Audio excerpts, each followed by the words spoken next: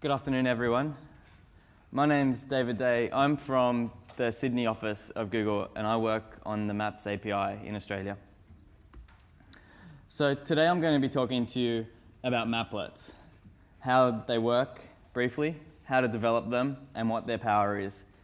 Mapplets are basically a little plugin that people can put into Google Maps to change its functionality and to get extra information in there.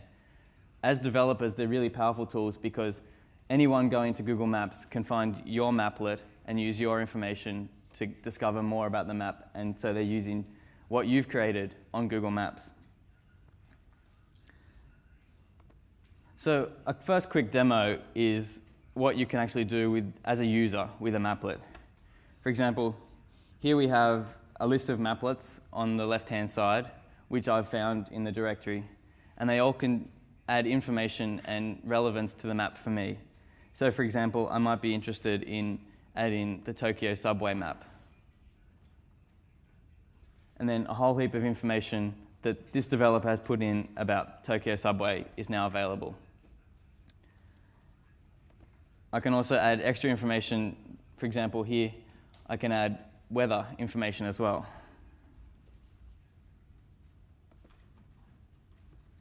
So we can get as much information as we want as users on the page at once. This is really useful when you want to get more than one thing at once and compare how it works. For example, take the case if you were moving to the US and you wanted to get a house in Chicago to rent. Usually you'd have to first start off with one Mashup, which helped you find, say, a place to rent in Chicago. And then because you're not from the area, you don't know what's a good area, what's a safe area, you might also want to go to a separate Mashup to find out what areas have got high crime. So you want to find areas that are nice and safe for you and your family to live.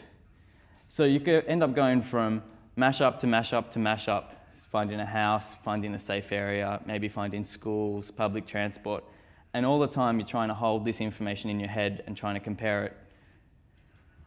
The power of Mapplets is that all these things can be shown on the map at once. So for example, we start with Google Real Estate Search. Here we are in Chicago, and say I'm looking for a place to rent from $1,000 to $5,000 a month. And then this maplet is querying a backend. It's getting information about rental properties and showing it on the map for me. But I still don't actually know which of these properties is going to be any good for me. So I might want to add the Chicago Transit map, which shows public transport. And now I can see, well, these two here, number 1 and 19, they look promising because they're right next to this line and they can get me into the city. I could turn on my crime maplet. And now I can try and find out what areas have high crime rates so that I know if I'm going to be living in a safe area or in a dangerous area. So we can see there's a few crimes in the area, but they're not really close to that bit. I probably want to avoid this part over here where there's lots of gun crime, but down towards the city are starting to look safer. I could even find out what's the current latest news in Chicago. So all this information we can bring together into the one map as users, and you can see why this is incredibly powerful. Another really powerful feature of Mapplets is, as developers, they're very easy to make internationalized so that you can write your code once and have users from all over the world using it. So for example, we have here a popular distance measurement tool which lets us just draw lines and find out how long they are on the map. But this is going to be useful for people all over the globe because no matter where you are, distance is going to be something that you're going to want to discover. So this maplet actually has got translations built in so that users from all over the world can use this maplet and its functionality with very little work from the developer. Here we have the exact same maplet, but this time localized to Japanese because it found we were working off the Japanese map site.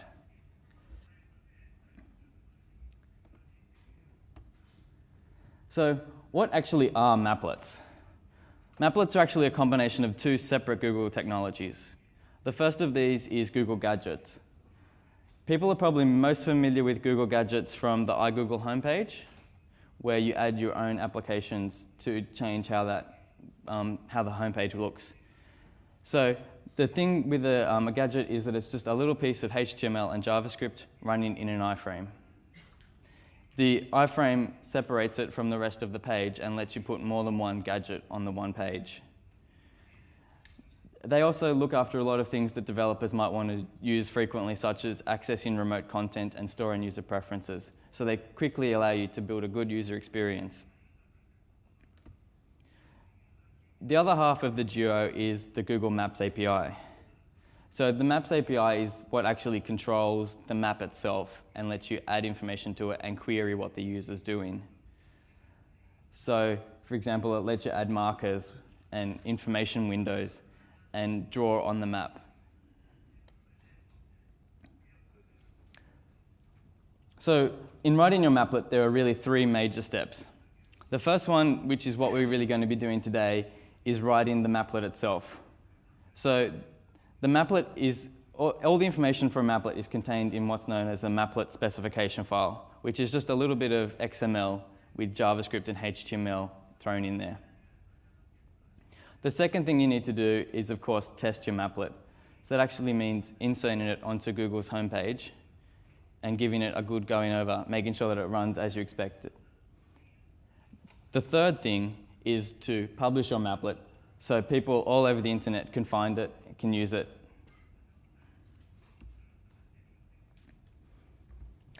So this is how a normal gadget looks, a standard gadget you'd see on iGoogle homepage. So there's two main parts which are important. The green section is the module preferences. So that describes things about this gadget. For example, the title and the author. They're just things that help people know what the gadget's going to be used for, but they don't actually do anything important, anything functional. The second part in red is where the actual power of the gadget comes in.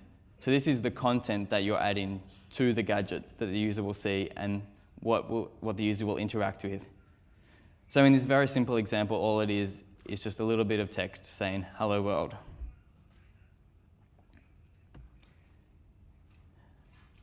You can see the change from a gadget to a maplet is very minor.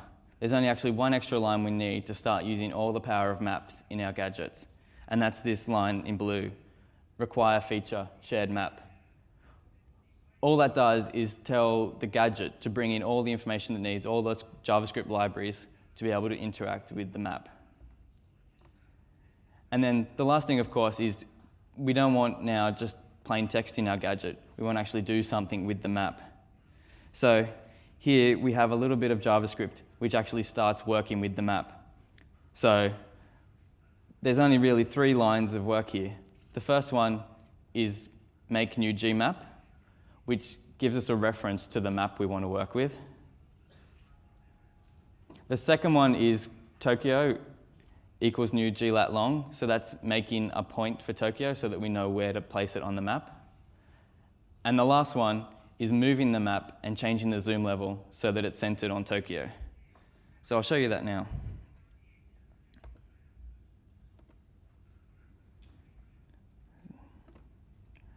So I'll just load up that first code example.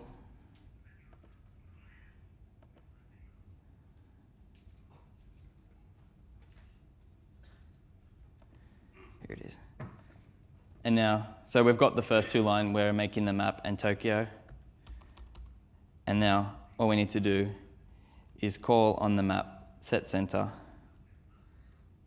at Tokyo on zoom level 4.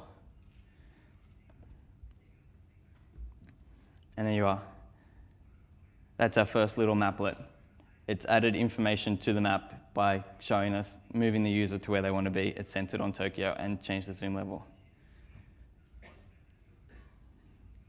So that's how easy it is to get started with Mapplets. So before I go any further, I'll just explain very briefly how Mapplets work, because how they work will affect how you develop them. So Mapplets actually work between two different servers because they work with two different technologies. The first is Google Maps, which is providing all the technology and the infrastructure for the map. So this is things like zoom and center and the control of the map itself.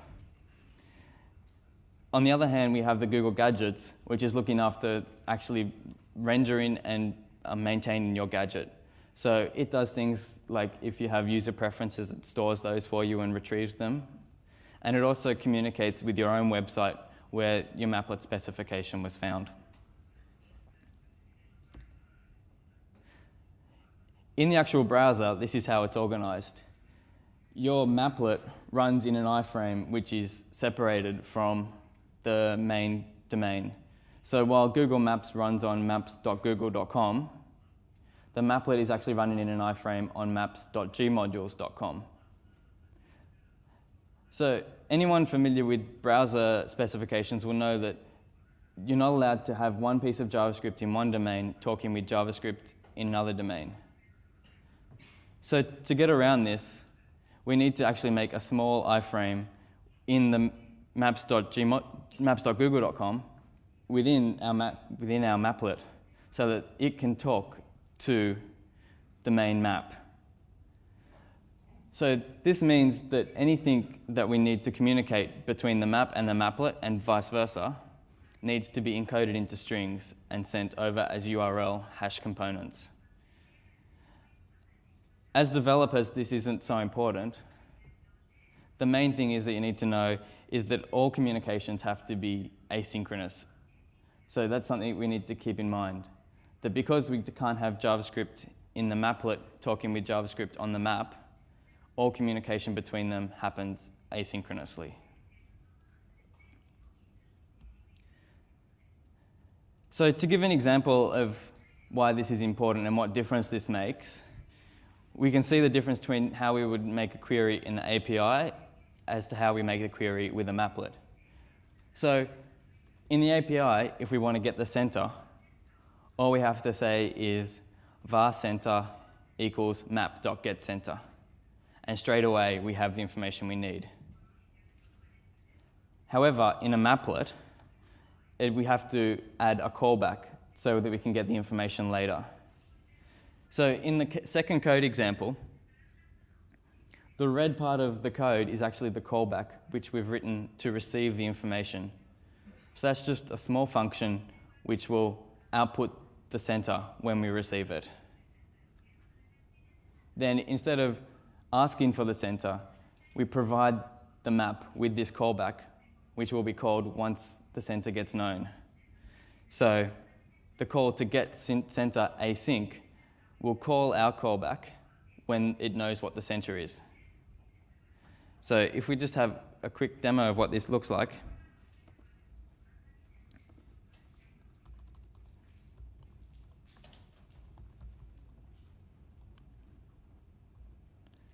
So we make the call to get center async, and here we write our callback, which takes the center as an argument, and then all we're going to do is output,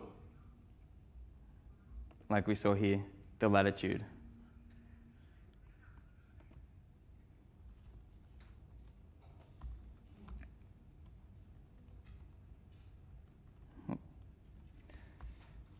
Oops, sorry. So now we preview that. Oh.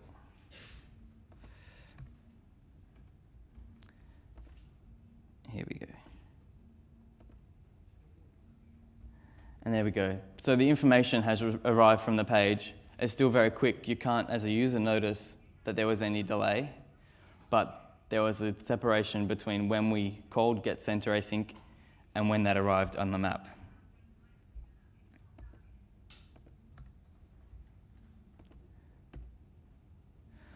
Okay, so one of the most important things you want to do is add information to the map.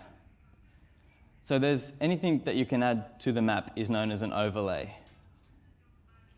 So things like markers and info windows, polylines and polygons are all overlays which you can add to the map. So in that last example, instead of, we just outputted the information where the map is currently centered.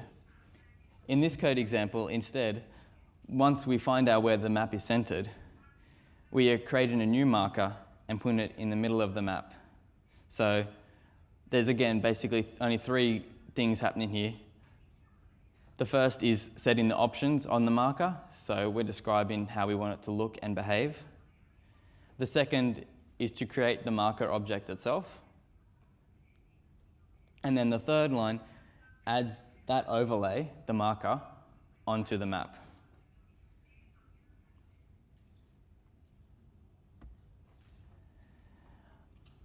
Another thing we can do with, well, that we need to do if we're going to write useful and functional maplets is to actually listen to what the user is doing to the map. So anytime the user does something to the map, you can listen to it on the maplet to understand what is being undertaken by the user. So here we have a quick example, which is listening to when the user clicks the map. The first part of the code, the blue code, is how we're going to deal with the click. So in this example, we're making a quick, small little function which listens for two things. It will either receive the marker that the user clicked on, or it will receive the point that the user clicked the map. So depending on whether the user clicked in the blank area of the map or if they clicked on a marker, we'll receive either the marker or a point.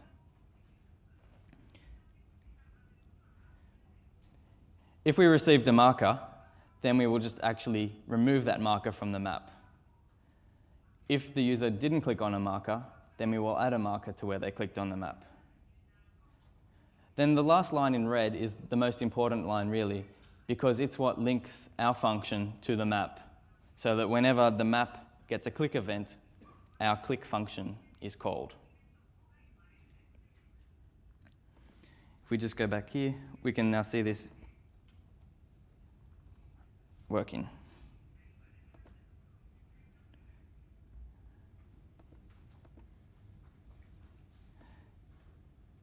So here we have the same maplet we were working on before, but this time with our little bit of extra code to make it listen to the map event. So now if I click on the map in an empty area, a marker gets drawn up. And if I actually click on a marker instead, that marker gets removed. So you can see how easy it is to change the way the map behaves and to add information and remove information, listen to the user in only a few lines of JavaScript.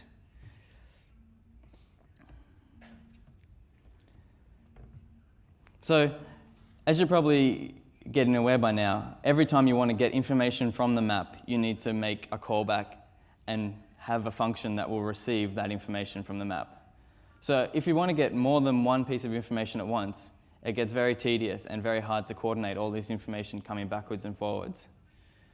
So there's a little function, gasync, which role is to help you with this. It just makes it easier to make more than one call at once. So instead of making 4 calls and having 4 callbacks which receive information, instead we can have one callback that receives all 4 bits of information at once. So I won't go into too much detail on this, but you can see here we have a callback which is taking 4 bits of information. It's going to take the zoom level of the map, the bounds of the map, so which part of the map we can currently see. It's also going to take a point and a vertex, so the corner of a line that's been drawn on the map. And then the call to gasync at the bottom there is making 4 separate function calls to get those 4 bits of information in one thing. So you can see the first line says map, get zoom, get bounds. So it's doing 2 things to the map, and both of those will return information. And then marker, get point, so it's getting the point of the marker. And finally, polyline, get vertex, to get the vertex. So we have all those bits of information, and they all arrive at once in the one callback. So we can more easily interact with the map and do more than one thing at once, more powerfully. Another important thing is actually getting information from your own web server into the Maplet. So as a lot of those Maplets you will have seen, for example, the crime Maplet or the real estate Maplet, actually needed to go and query the server to get information about the current crime information or the houses in the area. However, because your Maplet isn't running on your domain anymore, it's running on a Google domain, you actually can't talk to your server very easily. So there is, Google Gadgets have provided a mechanism for you to be able to get to information on your web server easily. And that's with these two simple JavaScript calls, ig_fetch_content and ig_fetch_XML_content. For these, all you need to do is provide the URL of the resource you want to access. For example, in this case, we're getting just a piece of plain text from our domain, and then provide a callback to deal with that when it arrives. So it's very simple to get information. You don't have to worry about any of the boundaries between your server and the Google servers. All of that's taken care of for you. The other great thing about this is that all information that comes from your server is going to be cached in a Google proxy. So that means even if you've got a tiny little web server that can only cope with a few hundred queries an hour, with this, instead of every single user who uses your Maplet on google.com actually accessing information on your server, only once every few hours they'll actually need to come to access your web server, and Google will cache the response in the meantime. So this is something that you really want to do for anything that you're going to use on your Maplet, because while on a normal website you might not get that much traffic, hundreds of thousands of people could be using your Maplet on google.com. Well, hopefully they are. And so to reduce the load on your server and also to reduce the latency for them, it's important that all the information is cached by Google. So any resources that you need, such as images or scripts, should be fetched through the Google cache. So here's another example where instead of actually accessing text content this time, we actually asked for an image to be downloaded from our domain. So instead of downloading this from your domain every single time, this will actually be cached by Google's servers so that we only have to go to your servers every couple of hours to refresh. For people who have worked with Maps API, the transition to Mapplets should be very comfortable. Most of the things that you do in the API are equivalent to what you would do in the Mapplets. All the same function names, all the same objects. However, one of the biggest differences, as we talked about before, was the fact that everything happens asynchronously. But this isn't a huge thing, and every time that has made a change, there's always a change in the function name as well.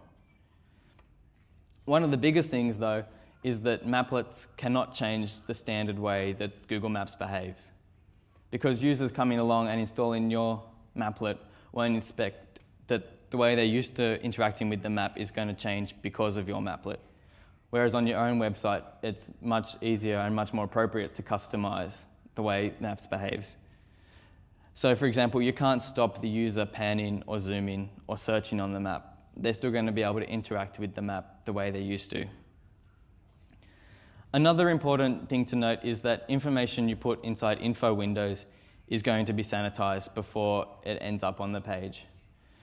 So this is just to stop things like script tags and other potentially malicious content getting into the Google map and interfering with the user's experience of the map and also possibly getting into their data. So we make sure that any information that you are displaying on the map is carefully sanitized before. So once you've created your beautiful Maplet, there's basically two things you need to do to get it out to the world so that people can find it. The first is to add it to the Maplet directory. So the Maplet directory is basically a listing of all the Maplets that are currently being developed, and it lets people discover your Maplet on their own. So I'll actually show you an example of what the Maplet directory looks like. So you can see it's got a list of all sorts of Maplets, and all these developers have submitted it, and users can find it organically just by looking for things that interest them. For example, if we were looking to go to Chicago, then maybe we want to get a Maplet which has been specialized to Chicago. And here we can see a whole list of tools which we can use on our map.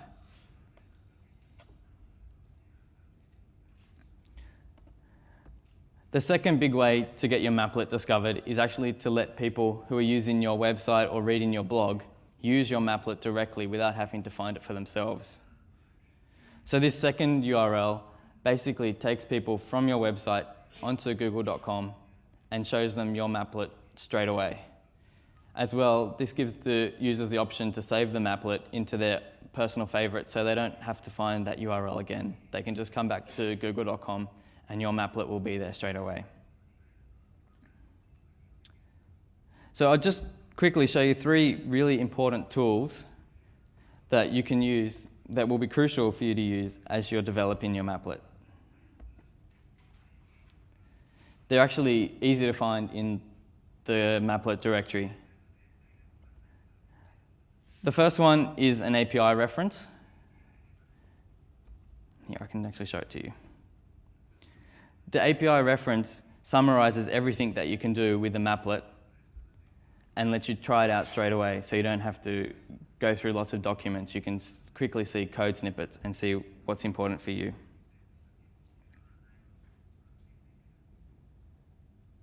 Sorry, my browser's frozen.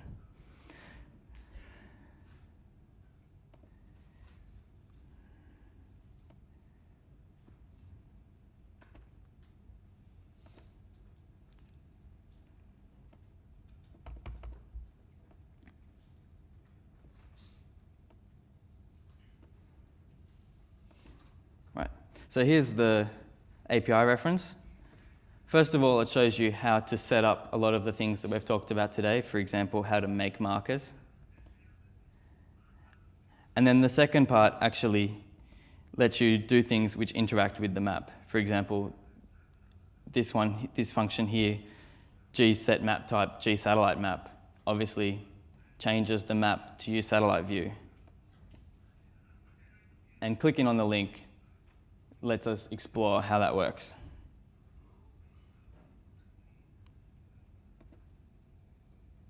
Didn't like that too much. The second maplet that is really useful is the Maplet Scratchpad. So as you're developing your maplet, it's often useful that you can just try out things straight away, type them in and see straight away what it looks like, instead of having to constantly save, upload it to a web server, then try it out. So the Scratchpad lets you just write your code directly into this box and then see the result.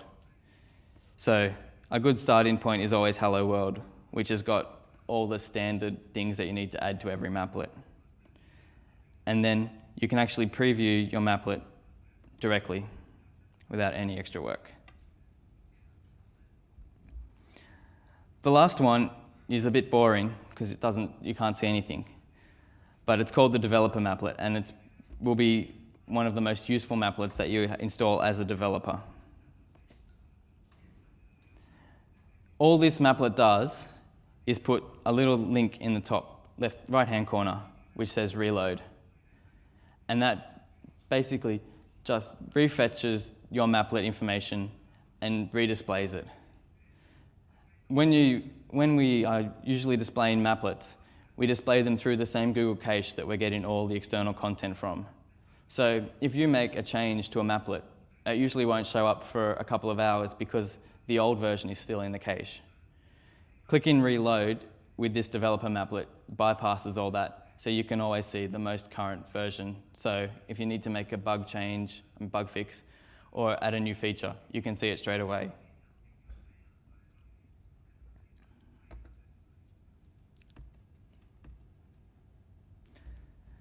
So there is actually a lot of very good resources for developers that has been now localized into Japanese. So all the examples that I gave today and lots of walkthroughs in how to use lots of the objects are all available in Japanese with like Hello World examples and simple examples of how to use each of the objects. There's also a Japan support group for Mapplets. So on here, you can talk to other developers using Mapplets to see what the problems are that you're having, to describe new ways of doing things. If you discover bugs that you need to talk about, you can all do this with your fellow developers. So both of these links down at the bottom will take you to those documents, and they're very important. Like, they're going to be very useful tools for you.